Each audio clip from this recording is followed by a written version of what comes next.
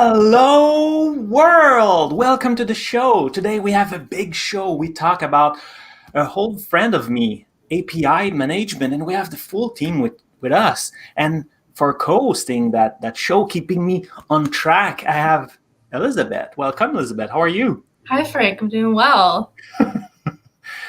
So you're also part of that team, correct? Mm-hmm. Yeah, I'm a PM on the Azure API Management team. Oh, wonderful, wonderful. And can you tell us who came with you today? Yeah, so first up, I'm joined by Mike, who's another PM on our team. Hi everyone, my name is Mike Budzinski. I'm a senior PM on the API Management team. And today I'll be presenting two segments to you. One overview of the APIM and the other one about monitoring. Okay, cool. So two segments for you. Cool. So who else was with us, Elizabeth? Yeah, so we also have John. John, can you tell us a little bit about what you'll be talking about? Yeah, hi, my name is John Scott, a cloud solution architect, and today I'll be talking about how to import APIs into API management and apply policies. Oh, that sounds interesting. Who else is with us? Yeah, we've also got Steve. Yeah. Hi everyone, I'm Steve Leonard. I'm a digital and application innovation specialist based in the UK. And I'm going to be talking about how you can group your APIs into different products and then publish them in the developer portal and then consume them. Cool. And with you, I think we have Matthew also, correct? Yes. Yeah. Hi everyone, I'm Matt Tunker. I'm a cloud solution architect based out of the UK. And today I'm going to be talking about how you customize the API Management developer portal. Looking forward to learn more about that. That looks all very interesting. Today, Elizabeth, we start a new thing at my camera is having fun with my face today, apparently. I'm always out of focus. We start a question of the day. So, and that's a way for you to ask questions to the audience. So do you want to share that question? Yeah, so we have a question today, which you can answer in the chat and on Learn TV or anywhere you're watching from. So our question is, which of the following best describes how your APIs are being implemented? So whether that's microservices hosted in Azure, serverless hosted in Azure, or other applications or other clouds or even on-premises. So we're just looking to kind of do a roll call of where everyone's coming from. Excellent. So that's the one question you ask for the audience, because this show is all about the audience asking you questions all along. So all along we'll have demos for you watching, and then all the people you saw, they are now in the chat with you asking, not asking, but answering your question. So feel free to go in the chat right now, or if you're watching it in replay, ask in the comment. I will make sure to bring the question to them. So all along for the full hour, those people are in the chat and will answer your questions. Very excited. Like I mentioned, I did play a little bit with API management prior to join Microsoft, and we had a lot of fun with it. It was a long time ago. It was not even inside the Azure portal. So like I'm very excited about today's episode. Maybe we should start right away. So who's our first speaker? Yeah, so we'll have Mike first. He, a little while ago, met with Jason and recorded a demo. So we'll be kind of seeing what they got up to.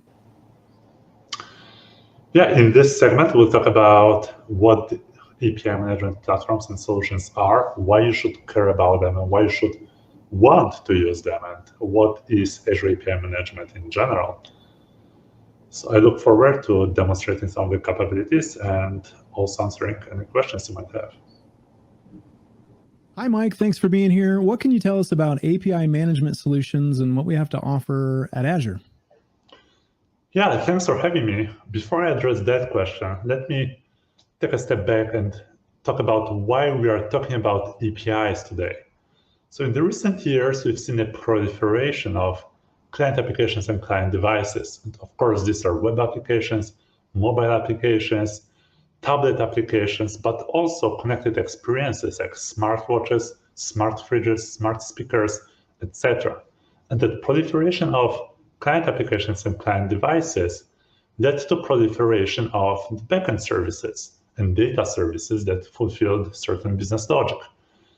And there is a disconnect between these two layers, and APIs are the most common communication protocol for connected experiences and backend services and data services. So all the communication, most of the communication between these two layers happens through APIs. And that proliferation of APIs led to a problem around how can we manage all these APIs that we now have. And that prompted creation or proliferation of API management solutions. In general, API management solutions fulfill three different roles. First, API management solutions act as a facade. You can think of them as a wall in front of your backend services, and all the client applications and connected experiences and client devices see is just this wall, and they don't see the backend services. And this is a very powerful concept because it allows you to decouple the life cycle of the backend services from the life cycle of the API surface. So you can release the backend services every day or every week, and you can change the API surface only once a year. It also allows you to slice the backend services into microservices. So in case you have monolithic services, you can also aggregate microservices into more monolithic services. So that's a very, very powerful concept to have that wall in front of your backend services. The second role that API management solutions fulfill is the front door. When you have this wall, there is a door inside this wall, and all the API requests and responses go through this door. And that allows you, as an owner of the API management platform, to observe all the traffic that goes between the client applications and the backend services, including requests and responses. And because you have access to all that traffic, you can manipulate it. So for example, you can set authentication and authorization policies to reject requests that aren't authenticated or aren't allowed to access certain data. You can also transform the requests. You can convert them from XML to JSON. You can accelerate the requests with caching, etc. And also you can monitor and observe all the requests and see if there are any errors, if there are any problems, and monitor the usage of your APIs. And the third role that those platforms fulfill is the frictionless consumption. So once you have all these APIs, could be just a few of them or could be thousands of them, you may want to publish those APIs to API consumers, application developers, so they can start building applications that rely on those APIs. And those application developers could be people within your own company, or it could be your partners, or it could be the general internet, general public that will be interested in using the APIs. And the platforms allow this consumption by creating self-serve onboarding experiences for API consumers. So it's very common that in the past, for example, if you had a partner that wanted to use your APIs, you would onboard that partner manually for a series of manual steps that, for example, start with an email, and then you give them access or credentials, and then they use those credentials, etc. So that's a very involved process. Nowadays, those partners can just go to a website and get the access automatically to all the APIs that you have, or just certain APIs. Azure API Management is an API management solution inside the Azure ecosystem. It consists of three main components. The component that's in the top right corner is the management plane. It's exposed as an API, just like in all other Azure services. And you typically interact with it through Azure Portal, Visual Studio Code Extension, Azure CLI, PowerShell, or Client SDKs. This is the component where you, as an API provider, can configure all the APIs, can configure the service, monitoring, private networking, and all the other actions. The component to the bottom of it, the API gateway, is that door that we talked about. It serves all the API requests and responses from the client applications to the backend services. The backend services could be anywhere. They could be hosted in Azure, they could be hosted on premises, or they could be hosted on other clouds. It doesn't really matter what kind of technology they're implemented in. There could be serverless, there could be microservices, there could be monolithic services. As long as they're exposed for HTTP endpoints, we are all good. And then the component in the top left corner is the developer portal. Developer portal allows API consumers to discover the APIs, learn how to use them, browse the API reference pages, test the APIs, through the test console built into the website, create accounts, request access, and analyze the usage of the APIs. And when we talk about APIs, typically APIs go through several API lifecycle stages. The stages that we identify are the design, development, securing, publishing, scaling, monitoring, analyzing, and the circle never ends as long as the API evolves. API Management Platform assists you with all of this as API lifecycle stages. So we do offer a lot of capabilities for every stage of the API lifecycle. And today specifically, in the next 3 segments, we'll talk about API development and design. Then we'll talk about publishing the APIs to the developer portal. In the last 3rd segment, we'll talk about monitoring and analyzing the API traffic in Azure API Management. Okay. Well, thank you so much, Mike. This has been great, and I appreciate you taking the time. We'll see you later. Yeah, thank you very much. That was nice. That was nice. I like that. So now we understand why this is cool. But a lot of time. The question I have is, can I try it for free? So is it possible? Yeah, that's a great question. You can try API Management for free. So we offer the service in 2 different sets of service tiers. One service tier is the consumption tier, which is a serverless tier just like Azure Functions, etc. And you can make, I believe it's around 3 million calls for free per month. So we can use it for a variety of even serious applications. And the rest of the tiers, the dedicated tiers, come at a monthly cost. And they start with the developer tier, which is only meant for evaluations. And then they progress to basic, standard, and premium tiers. That's cool. That's cool. So people can try it and see now. At least don't not be worried that, what if I don't like it, or for X reason. Now they can try it and they just pay for what they use, right? Consumption. So that's pretty nice. Mm-hmm. Okay, so the chat is a little bit quiet. So don't hesitate. If you have any question, ask in the comments. If you're watching the replay, like I said, I will bring those questions to those experts. So Elizabeth, do you have any questions to ask? Yeah, so I think one good question is, who actually uses Azure API Management for their APIs? And do you have any success stories that maybe we can share with the audience? Yeah, so in terms of who uses Azure API Management, with regards to companies that use Azure API Management, we have a lot of customers that use Azure API Management. It's a mature service that has been around for many years now, over 5 years in production. And all the customer stories are present at the Microsoft website. So you can explore all the customer stories from large enterprises to small companies, and from very serious applications for example, implementing internal API catalogs within the company, to more, for example, applications related to mobile and web development, where you front those applications with Azure API Management. Excellent. Apparently, there's some question people are typing now, but I have maybe one good question for you. So let's say someone is just getting started, where they can learn and get more familiar with what's available. Absolutely. So there are 2 main resources that I can recommend. The first one is our documentation on Microsoft Docs. This documentation includes around, I believe, 10 tutorials that you can follow through from 1 to 10 in that order. And it takes you from the very basic concepts of importing your first API to more advanced actions that you want to perform on the API Management service. And another resource are the Microsoft Learn modules, where you can explore some topics deeper and also follow the steps and use the resources that are part of those training modules. And the links to those are available in the notes for the show. Excellent. I will make sure it's available. And you know what? I'm adding them because while you're answering, thank you, I found them, so I put them now in the chat. So everybody now have access. That's pretty cool. So we still have about 1 minute and a half. Do you have any other questions, Elizabeth? Yeah, so I saw in the chat that there's some folks working on migration. So I'm wondering kind of, what does API Management provide to work in hybrid and multi-cloud environments?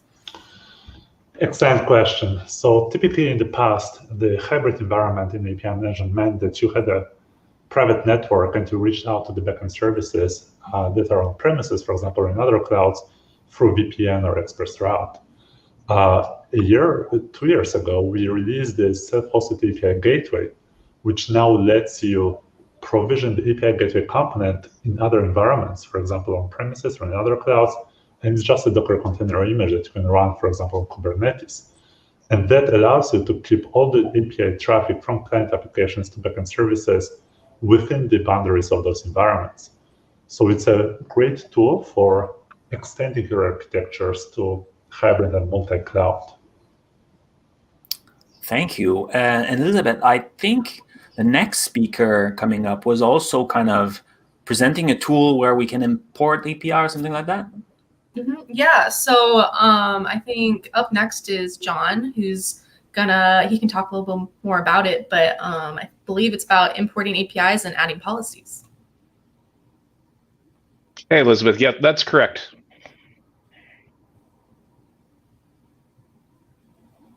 Cool. Well, let's jump on into the video then. So John, why developer should care about the API management? API management provides a really nice way to separate your front ends from your back end services that are actually hosting the API. And so what this does is it makes it a lot easier to maintain your services, revise your services, version your APIs. And then you can also control the behavior of the APIs themselves through the use of policies, which are really powerful. So by doing this, you can essentially separate your API lifecycle from what your consumers are seeing. So this might take the form of, say, you want to take a monolithic API and move it to a Kubernetes microservice. Your consumers of your API might not even notice that this is happening on the back end. Okay, that's cool. So it's easier and everything. Does it mean can we see a demo about how we could do that? Like, how can we experience that? Yeah, absolutely. So I just happen to have one set up here. So right now we are where? We are in the Azure portal We're in the Azure portal inside an API management instance. Specifically right here, this is the blade where you would define a new API. And you can define a new API. You could start here and just start defining a blank API here and put down what the API looks like to the front end callers, and then define the back end services. But we also provide a lot of ways that you can do this through specifications such as OpenAPI, WADL or WSDL specifications. We also can create APIs from an Azure resource, a Logic app. Let's say you have an API hosted on an app service or through a function app. And a couple of things to note here, we do have WebSocket API support in preview, and coming very soon is GraphQL API support. Oh, that's really interesting. Yeah, there's a lot of excitement there. Yeah.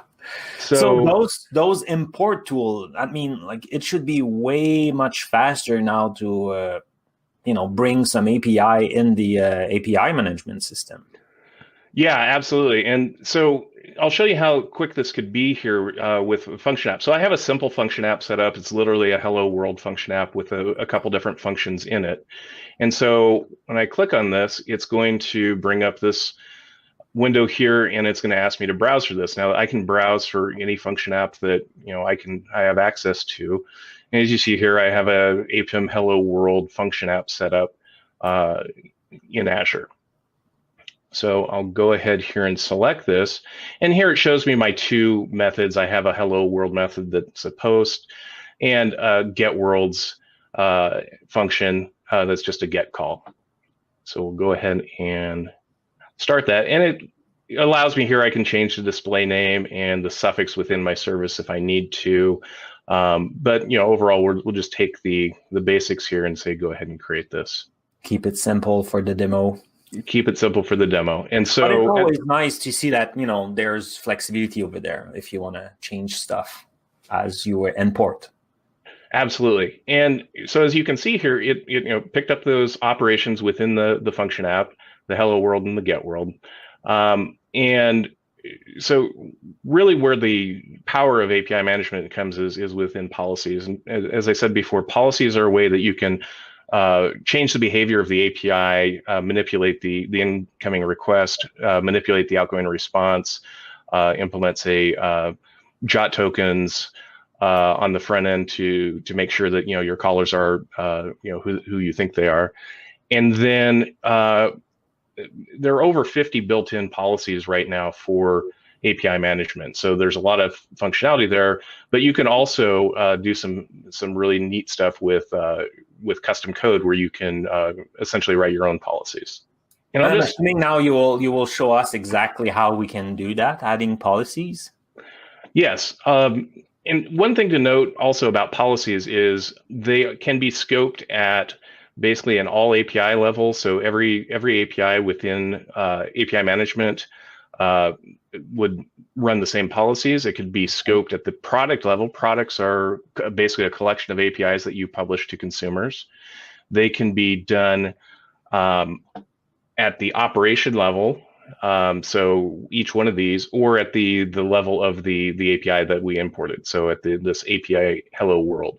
So it's kind of you can get either very global or very granular with applying the policies. Oh, that's wonderful. So I'm going to go in here to the hello world, and I am going to create a policy here. Now this is the policy editor. You also have the opportunity here to just add a policy without going into the editor, and it will just give you a list of some of the common policies.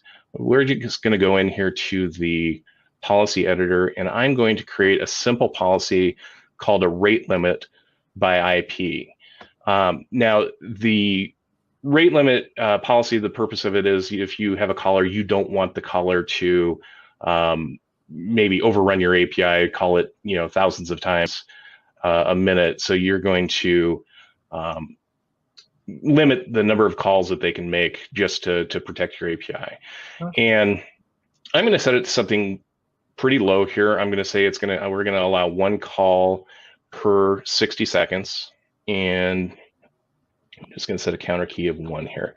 So now what we're going to do is go into our test. And this test here allows us to test the API. Mm-hmm. And I'm going to add this here. And you see I get a 200 OK. However, said I get 1 of these per second. Now I get an error here of 429 too many requests. So that's essentially how a policy works in API management.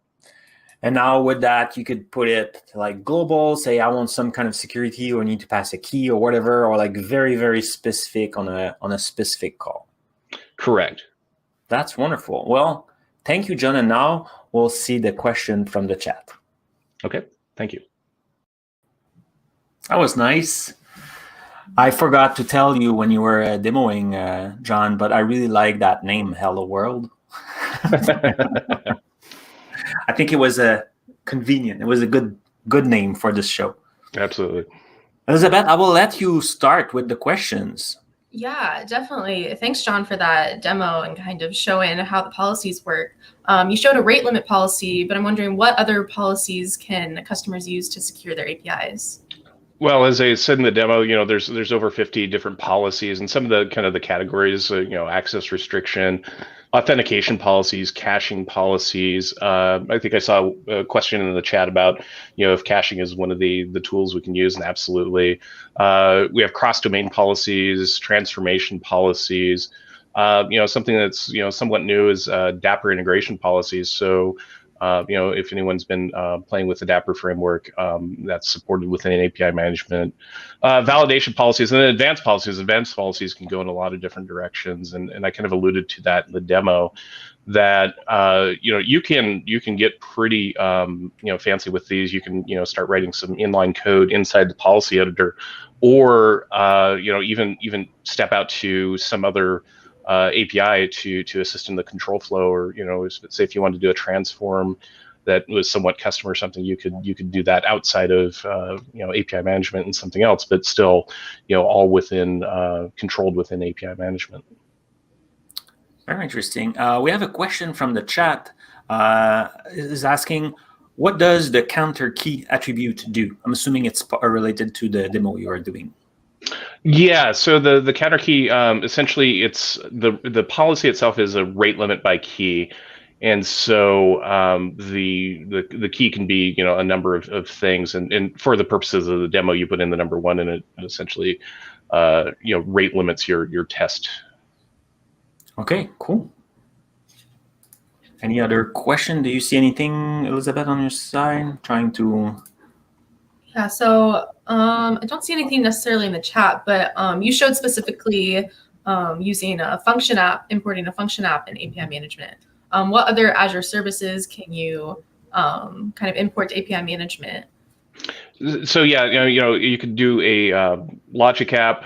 If you had some logic app stood up, it will, then that's a nice front end to put in front of a logic app, as well as anything that's an API application hosted on an app service, which could be again just about anything. And then it's really nice too if those APIs are fronted as in say an Open API Swagger specification, you can pull those in as well.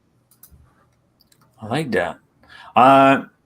Trick question for you, John. So, is there a limit of how many policies you can add in API management? No, there's no limit. No, there's no hard limit in the system. But like the policies are in effect running some sort of code, and so at the end of the day, if your policy is doing quite a bit of work, it's going to have a impact to performance as you'd expect running any code in your process. Yeah, it makes sense. So there's no limit, but then like if you make your resources work super hard to process all those policies, then you slow down your response time or whatever. Correct. Oh, that makes sense. That makes sense. That's good. How many time? We're a little bit short. We'll continue. I see question in the chat, so John will continue to answer your question in the chat. I just want to bring back the question of the day that the API management team want to know about you. So which of the following best describe how your APIs are implemented? So we have microservices in Azure or serverless in Azure, hosted, something else like a web app in Azure, or hosted in another cloud, or on-prem. So let us know. You can answer in the chat by 1, 2, 3, 4, 5, and we'll be super happy with that. And in comment also is really good. But now it's time for our duo for the third presentation. Yeah, so I'm going to bring back Mike and Steve, if they could introduce themselves and kind of talk about what they're going to talk about next. So Hi, Matt, everyone. and I think there There we go. Steve Leonard, I'm a digital application innovation specialist in the UK, and I'm going to be talking about publishing your APIs into the developer portal. Wonderful. And Matt? Hi everyone, I'm Matt Patunka. I'm a cloud solution architect out of the UK. I spend a lot of time helping customers with API management. Excellent. So you know what? You met with Laurent, I think, last week. We're going to talk about developer portal. With Laurent, right? You did some recording last week. So let's watch this discussion. So Matt and Steve, what is a dev portal and who is it for? That's a good question. First and foremost, it's for application developers who want to use the APIs. They want to discover them. They want to be able to learn how to use them and be able to test them. I see. So how does it benefit my business if I'm a customer? So I think the value really lies here in the ability to be able to create that self-service onboarding for new consumers. So as a business, you can really scale your customer base, and it enables you to reach new audiences and create new revenue streams, really. Okay, I see. That sounds great. So how do I get started using it, and how can I customize it? Well, the developer portal contains a lot of kind of predefined content. And it's got a nice drag and drop interface. Instead of me telling you, let's show you. So I'm going to go from the Azure portal, and I'm going to go and load up the developer portal. And you'll see when it loads, it's branded with the default content, which is the Contoso. Now we want to make that look like our Fabricam brand.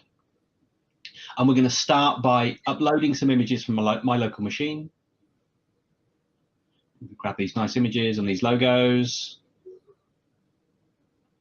And then we're going to make use of them on the page using the built-in editors. We're going to start with changing the background image to this nice car image. And then we're going to change the logo.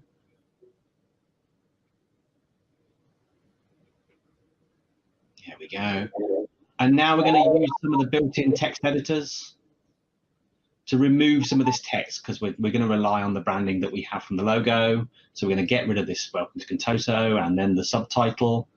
And then some of the built-in sections here we're going to remove because they're not relevant for us. It's also worth pointing out we could also add in new ones if we wanted as well.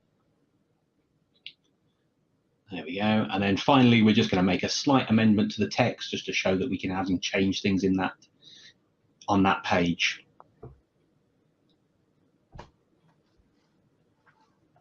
And then we'll save. And now we'll move over to the default template, which is the template that's going to be used for all our other pages. And we'll just change that logo.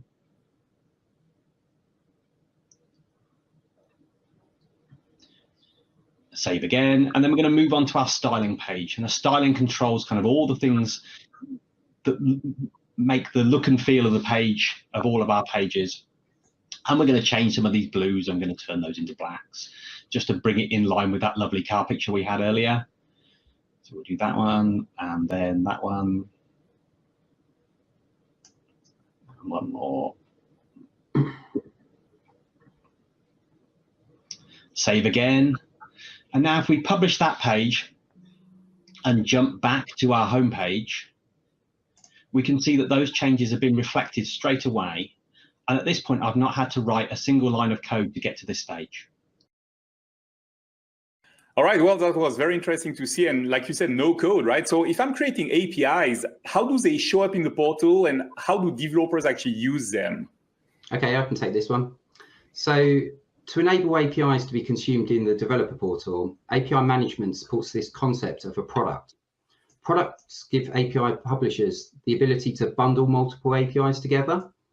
So taking a look at our demo here, we've defined a single product called Unlimited, and we've exposed it to the administrator and developer user groups.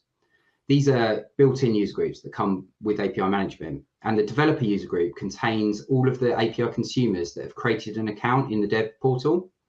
And of course, I can create other custom user groups if I want to control the visibility of my APIs and products. So let's step into the product settings. We can see the product's already been published, but I can still make changes to it. So for example, I can choose to unpublish it, or I can decide whether a subscription is required to access the APIs, or maybe whether new subscription requests for that product need to be approved by an admin. I could also specify legal terms and conditions for all new subscriptions and enforce things like subscription count limits. So for example, each customer can only have one. So looking at this car accessories API, it's been added to the product called Unlimited, and we'd previously chosen that that product was only available to the admin and developer user groups, but not guests. So this means it's not currently visible to me as I'm not logged into the developer portal yet. So let's log in and see if we can see these APIs. Okay, so now that I'm logged in, I can actually now see this API reference page for the get accessories operation. So this page contains all of the information about the requests, the parameters, and the response parameters needed. And there's also a built-in test console that now allows me to interactively use and try out that API. Now, in this instance, we've actually secured the API with a JOT token. So to test it, I'm actually going to need to obtain a JOT token from an external provider, which we've already configured. So in this case, I'm going to use Auth0, and I'm just going to sign into my Google account. And what the test console is going to do is it's going to obtain that JOT key and then it automatically puts it into the request headers for me. So there, it's in the headers, and now I can actually go and make a call to the API. And we can see that it returns a status code 200. What I can also do is get code examples for how to consume my API in many different languages, and this can help me build client applications from these examples. So now let's navigate over to the profile page. Here in my profile page, I can manage access to all of my products, my subscriptions. I can change my details and so on. And there's also a reports page, and it's a little empty right now, and that's because I haven't used the APIs, but it shows information about my API usage. So for example, all the APIs that I'm calling, how much data they've transferred, the response times I'm getting for those calls, and this aggregates across all of the products, the subscriptions, APIs, and operations that I've used. All right, that sounds really interesting. So thank you so much for demonstrating that to us, and we'll go back to the studio now. There was a little bit of echo, but they are fine. That's live. So where people can get started and learn more about how to customize their portal? I mean, there are some excellent courses on Microsoft Learn that are worth looking at, and I'm sure you've got links somewhere for people. Yeah. And as Mike said earlier, the official docs are an excellent place to get started on that. Wonderful. We'll make sure we share all that in the show notes. Excellent. I saw some question. People were asking the difference between app service and web app in the chat. So it was already answered. So one is like the platform, and the other one is one entity hosted in that platform. So that was good. Any other stuff I missed, Elizabeth, that you see? Yeah, so I guess I have a question for me. So you showed kind of different ways to customize the portal. Is there any way to kind of add extra custom functionality or integrate with a support system? Yeah, it's a great question. So by default, we're going to provide that portal for you. And when we provide that portal for you, you are going to be limited to that nice drag and drop interface. There's another option there to provide what's called the self-hosted developer portal, and all the code for it is hosted in GitHub, and you fork that code and then deploy that to your own hosting environment. At which point you're now responsible for maintaining that code and providing the updates for it. But you can then customize that to your heart's content. Great.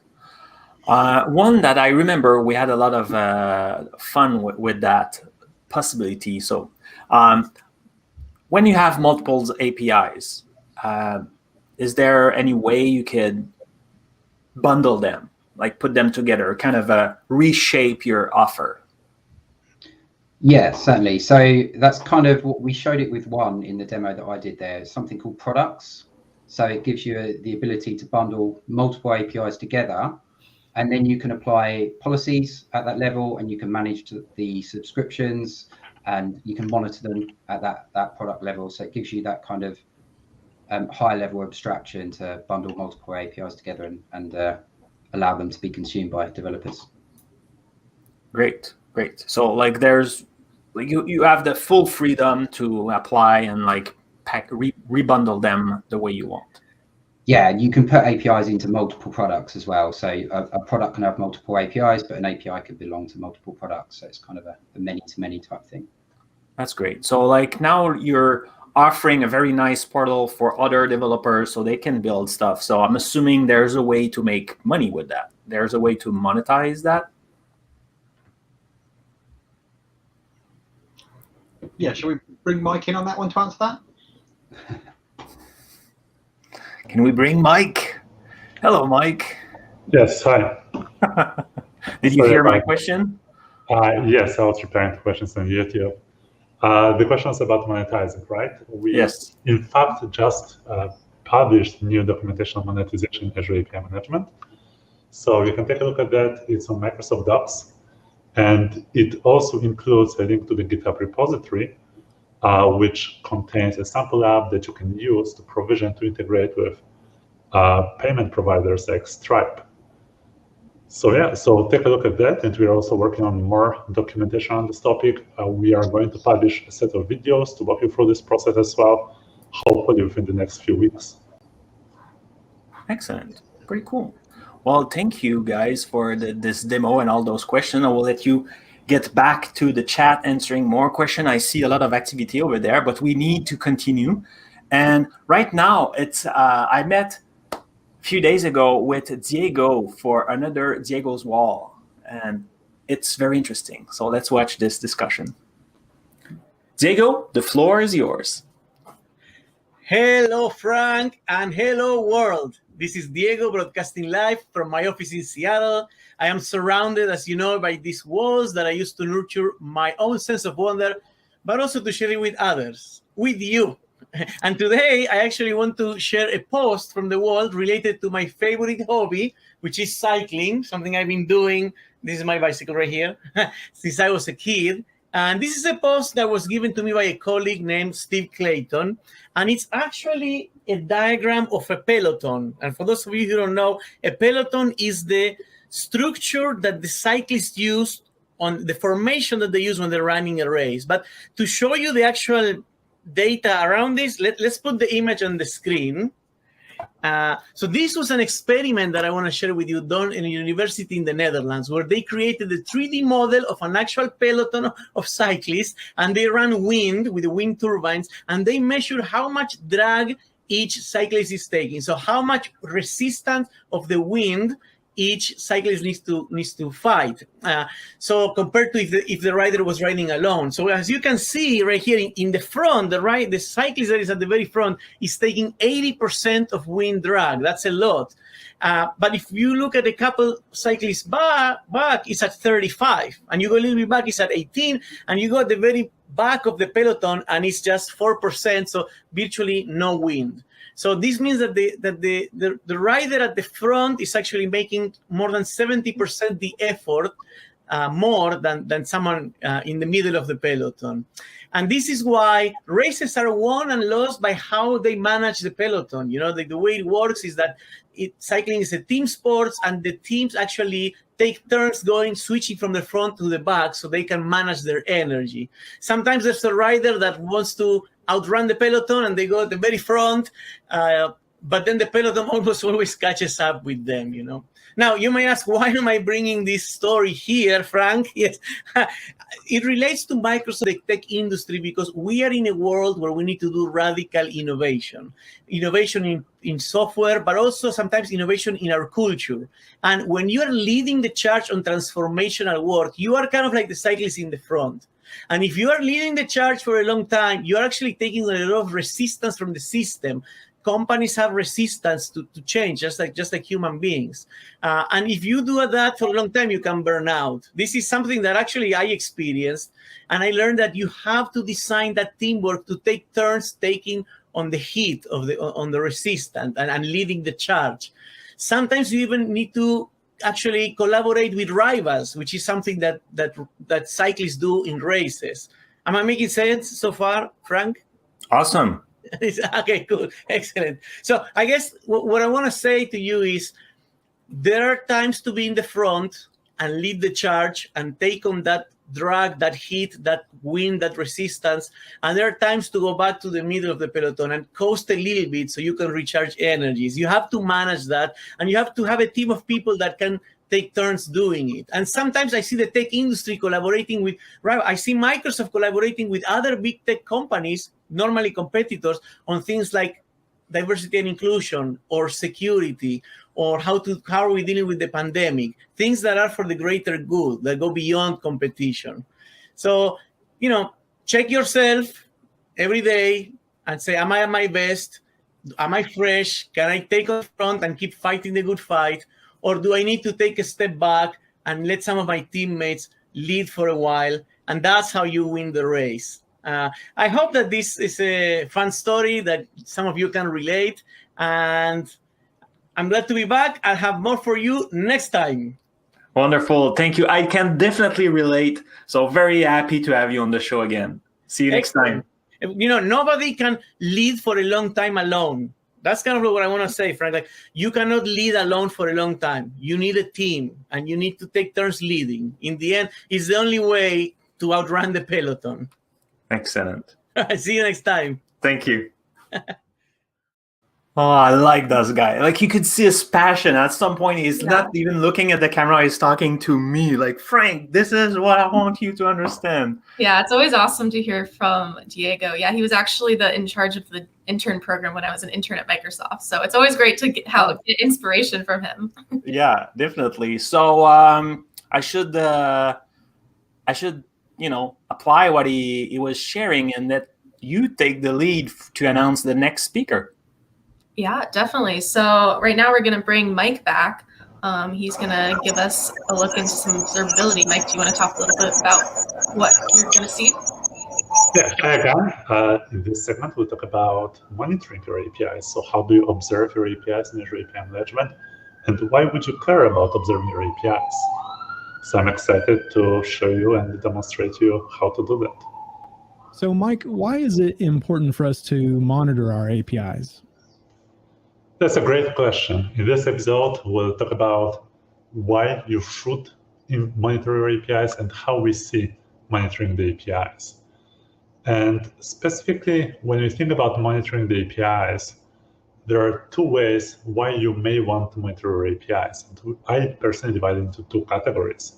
The first one is the engineering insights, and the second one is the business insights. For the engineering insights, you may want to monitor your APIs to find any errors and problems in your system. So whenever there is an error, you may want to investigate the failures. You may want to check the headers of the requests, or check the responses, or maybe correlate the requests with the request in the backend service. Hey, Mike, let me stop you right there just real quick, because I feel like I might have pulled up the screen before you were really ready to talk about the screen. Does that seem a little early? Yeah, I don't know. Yeah. I mean, it can be there. It doesn't really matter. Yeah. much. I just don't want to take up too much real estate on the screen if you're not really, talking to that stuff just yet. So let me reset my timer and let's start again. Sorry about that. It's the wrong video. Whoops. So, yeah. I'm sorry about that. That's my fault. I uploaded the wrong video. Okay. Do you want to talk about, can I take you on the spot and just talk about observability without your slide, Mike? Can you do that? Yeah, let me, sorry about that.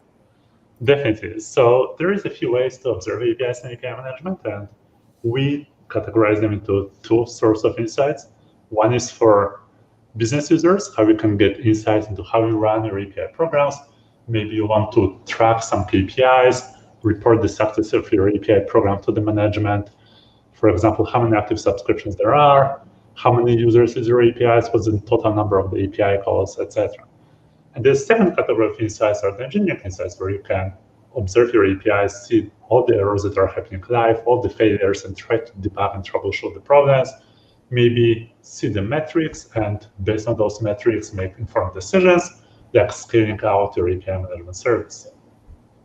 So for the first category of insights, for the business insights, we have the built-in API reports, which allow you to investigate your APIs and all the traffic and aggregate it by certain dimensions. For example, how many calls have been made per API in the recent 7 days or 30 days? How many calls have been made per certain user? What sort of client geographies are the API calls coming from? Are they coming from Asia, Europe, or certain countries, like for example, Japan, India, Australia, etc. For other business insights, you can also use Azure Monitor Logs and Azure Monitor Metrics. So Azure Monitor Logs provide you with a much more flexibility, where you can write advanced bootstrap queries to aggregate and filter and group your logs into more advanced insights than what we provide as part of the built-in API reports. For the engineering insights, this is where you will typically use Azure Monitor Metrics, for example. And there is a metric that we expose, which is called capacity metric. It informs you how busy the API management service is processing all the requests and responses. For example, if the capacity metric is at around 80%, you want to scale out to make sure that they're able to serve all the API calls. Apart from that, you can also use application insights. Application insights allows you to investigate all your requests and responses in very deep manner. So you can see the headers. If you log them, you can see the requests and responses payloads. If you log them, you can see all the exceptions that are being thrown by API Management service, the backend service, or where the requests fail. It also allows you to correlate all the requests from the client applications to the backend devices end-to-end through the distributed tracing. So you can see an application map of all of your systems and investigate where the failures have happened and what are the latencies introduced by each system. And these are the main ways to observe your APIs for Azure Application Insights. Keep in mind that there might be some performance reduction the more information you log, so you can set something. For example, you can log 10% of requests and to log every failure just to make sure that you have insights into the failures. Yeah, because just like policy previously, if you log too much, then you take a lot of space and energy to analyze everything, right? Yeah. We provide you with a lot of these ways, and it's up to you to choose the right way to see what you want to see. And also, if none of these ways also matches your requirements, you can also use the log to event hub policy to forward certain, like selected data, whatever you want to forward, to event hub, and then consume it from event hub. And that can be used, for example, for integration of third-party monitoring solutions. Yeah, of course. Oh, that's cool. So like even third-party could be used to monitor and observe everything you want. Absolutely. Our goal is to make it as easy as possible for you, but also as flexible as possible. That's really interesting. So it's very flexible, and like if like the company I'm working for were used to different tools, then like we can bring them and still use that. That's very convenient. That's pretty cool. Absolutely. Although it is much simpler to use Azure solutions, like Azure Monitoring, Azure Application Insights, but you can definitely integrate with external solutions as well. Yeah, no, like everything when it's like embedded, it's obviously easier, but sometimes where like people are hesitant, so like they feel more comfortable getting in with something they know, so they could start with that or they could try it. So that having options is always a good thing. Well, that's good. I see the chat, and by the way, Mike, you're a super pro. I put it in the chat and was like, wow, this guy is awesome. Just jump and like share everything. That was perfect. So the chat, there's a lot of questions. Did you see anything, Elizabeth? Because I was focusing at kind of not looking too bad. Yeah, so there's some questions that look like got answered. I don't see anything particularly related to observability. Well, maybe then bring a question that was asked not related to observability, since Mike is the man. Yeah, so there's one from Art about what's the recommendation for handling multiple environments, for example, like production, and then creating multiple API management services. Yeah, so the recommendation is to separate your environments into separate API management services. So you will have one service per environment, or you can also have as many services as you want, specifically for development environments, because that makes a lot of sense to be able to allow many API development teams to work sort of in parallel in their own environments, and then propose changes to be merged to the higher environments, like the testing environment, staging environment, and production environment. For the development environments, we recommend using the developer tier service, which comes at a very low cost compared to the premium tier service, while for the production environment, of course, we recommend using the production level service, which could be basic, standard, premium, or consumption, depending on your use case. We also offer a DevOps resource kit, which allows you to easily migrate APIs from one environment to another environment, and I can send the link to the documentation just after this segment.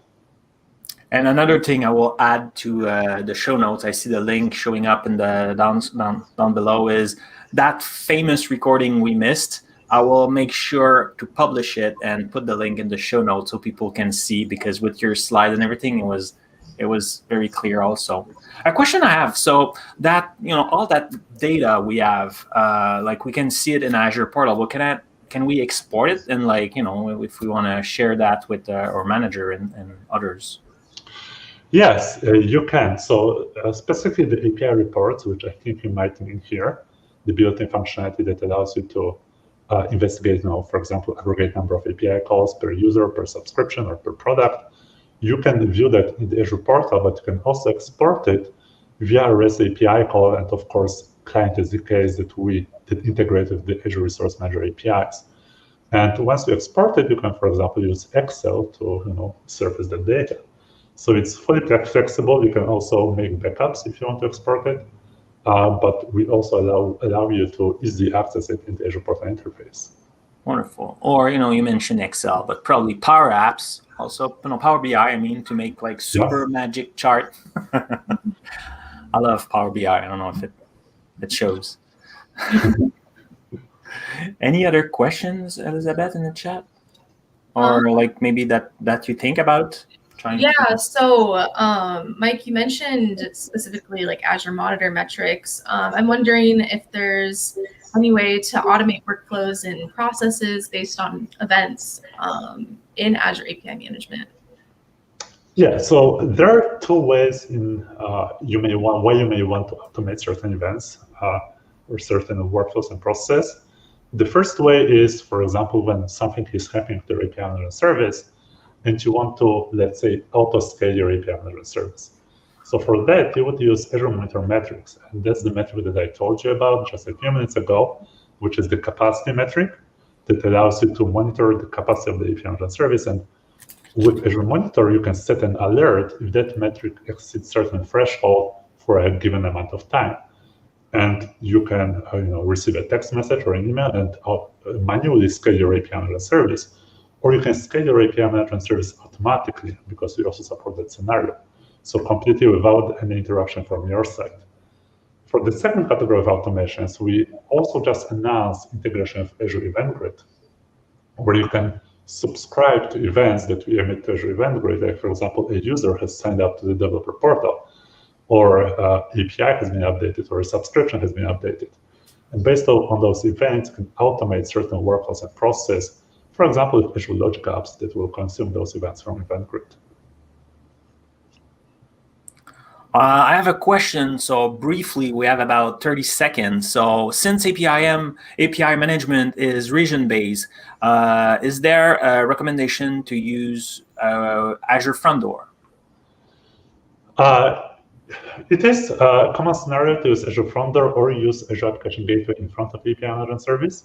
You can also distribute your API gateways across the globe. So your primary API gateway and managed API gateway is in the primary region, but you can also scale it out, for example, secondary regions and as many regions as you want within Azure. Wonderful. Thank you. Before we bring back everybody, I want to bring the question of the day one more time, because that's the team that so generously answer all your questions. That's what they are interested to know. So which of your following describe the best how your API are implemented? Is it in Azure with microservices, serverless, or other host application? Or maybe it's host in another cloud, or maybe you're running on-prem. So let us know in the chat, in the comment, depending on where you're watching that. It's really important for them, so please answer. And let's now bring everybody back to the screen. So, whoop, that's just me. Everybody else, what's happening? There it is. Voila, excellent. So you see their Twitter account just there, so feel free to ping them and ask them more questions, because now the show is mostly finished. All the show notes will be updated with the URL, the learning path, the tutorial, the missing video, and I will be back tomorrow for another episode of Hello World. But for today, that's it. So bye-bye, everybody. Have a good day. Thank you. Thanks, folks. Thanks.